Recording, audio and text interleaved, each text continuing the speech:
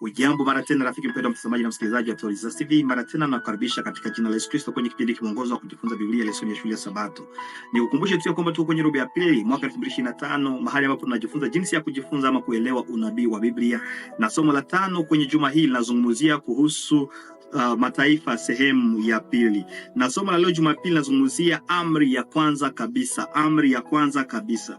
Mpendwa mtazamaji na msikilizaji, bustani ya Edeni ilikuwa darasa kwa watu wa kwanza wa Mungu, mahali ambapo mwingiliano wao na viumbe ungefundisha bila kikomo wao na watoto wao kuhusu Muumbaji. Wanandoa hawa watakatifu hawakuwa na watoto chini ya uangalizi wa pekee kama ule wa baba kutoka kwa Mungu. Ellen G. White anaonyesha, lakini pia walikuwa wanafunzi waliokuwa wakipokea maagizo ya Muumbaji mwenye hekima yote. Siri za ulimwengu unaonekana hizo kazi za ajabu za huyo mkamilifu wa maarifa, kulingana na Ayubu 37:16, ziliwapa chanzo kisichokoma cha mafundisho na furaha. Hapo ni kwenye Wazee na Manabii sehemu ya kwanza kwenye ukurasa wa 50 na 51. Leo nitakusihi kusoma kwenye Mwanzo sura yake ya 9:17 na tuangalie ni amri gani ilikuwa ya kwanza, katazo ambalo Mungu aliwapa Adamu na Hawa, na kwa nini ilikuwa ni muhimu sana. Hiyo katazo ilikuwa ni ipi na kwa nini ilikuwa ya muhimu sana? Karibuni.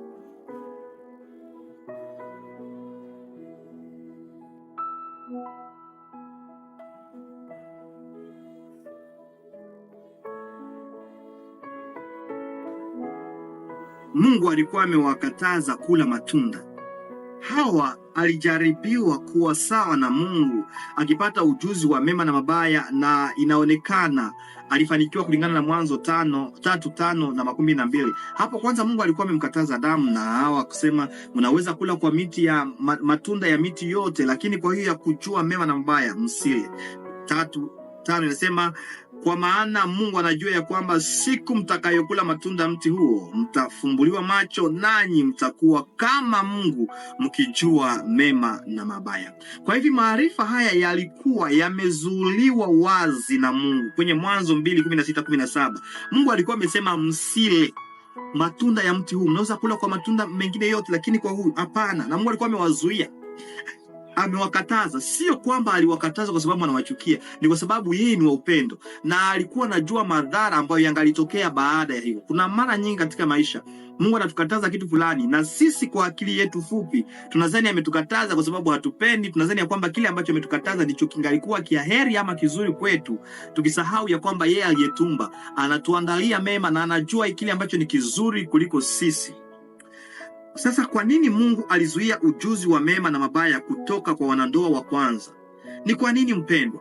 Unaposoma kwenye kile kitabu cha Mwanzo sura ya 3, utaona kwamba ujuzi huu haukuwaletea chochote kizuri. Walipokula matunda ya mti ambao ulikuwa umekatazwa, hawakupata mazuri.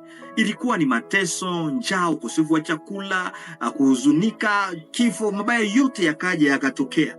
Labda tatizo halikuwa maarifa yenyewe, bali jinsi yalivyopatikana. Kwa sababu Mungu alikuwa ni mwalimu wao ambaye angalikuwa anawatolea maarifa siku baada ya siku, lakini hawakutaka kufunzwa na Mungu. Wakataka wajifunze wenyewe na wafunzwe kwa namna nyingine na Shetani. Mungu alitaka kuwafundisha wanandoa hatua kwa hatua kama watoto wanavyofundishwa shuleni, lakini walijifunza uovu kupitia uzoefu. Mungu mara nyingi anataka tujifunze siku baada ya siku, hatua kwa hatua. Hajataka tuende haraka, na kuna mafundisho ambayo hataki tuyajifunze. Kuna mambo ambayo ameweka mipaka, anasema hii mnaweza kujifunza lakini haya mengine hapana.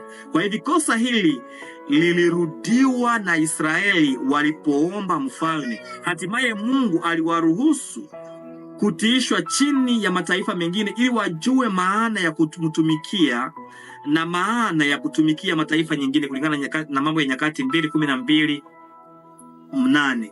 Mungu akusaidie kuendelea kuwa mwaminifu kwake na usivuke mipaka. Kuna watu ambao vitabu vile ambavyo vimekatazwa, mafunzo ambayo imekatazwa, wanatafuta kuyajua.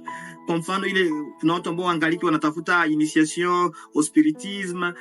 Kuna vitabu ambavyo ama kuna maarifa mengine ambayo hayatakiwi tuyajue. turizike na kile ambacho Mungu amependa tujifunze, na kile ambacho tunaona amekataza tusitafute kukijua. Yale ambayo Mungu ametuandalia yanatosha kwa ajili ya wokovu wetu. Mungu akusaidie na akubariki. Uwe mwaminifu. Akikukataza usijaribu kuenda zaidi ya kile ambacho amekataza, sawasawa na Adamu na Hawa ambao walipotafuta wamepata madhara mengi sana ambayo hata tumeyapitia sasa, zaidi ya mazuri ambayo Mungu alikuwa ametuandalia. Tuombe. Baba mtukufu, asante kwa sababu umetuandalia mema. Tusamehe kwa muda wote ambao tunatafuta kujua hata zaidi ya kile ambacho umetukataza. Tupatie neema kuwa waaminifu kwako, katika jina la Yesu Kristo, amina. Ndio usikose kusubscribe, like na kushare.